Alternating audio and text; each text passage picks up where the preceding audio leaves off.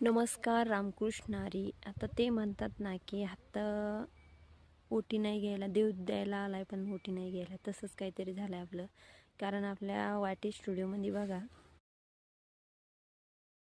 उत्पादनांचा प्रचार करा म्हणून आले, पण आपल्याला त्यात नेमकं करायचं काय काय नाही आहे ते त्यातला काहीही शिक्षण किंवा माहिती नसल्यामुळं आपण त्याचा कोणताही लाभ घेऊ शकत नाही. तर ते अशा प्रकारे झालं आहे, कारण आपल्याला कोणतीही माहिती नसताना आपण कोणताही पाऊल उचलू शकत नाही. नाही तर आता भरपूर म्हणजे त्याच्यावर मेसेज येतात की तुम्ही याच्यापासून कमाई करू शकता, त्याच्यापासून कमाई करू शकता, पण त्यातलं मला काही माहीत नसल्यामुळं मी ते नाही करू शकून राहिले. कारण त्याच्यापासून आपण काही आपल्याला म्हणजे प्रमोशन करू शकतो त्या व्हिडिओचं किंवा त्या वस्तूंचं प्रमोशन करून त्याच्यावर पण पैसे कमवू शकतो. पण मला त्यातली काही माहिती नसल्यामुळे मी त्याचा कोणताही फायदा घेऊ शकत नाही. तर असं असतं, देवाला द्यायला नोटी नाही घ्यायला, तशीच पद्धत झाली आपली.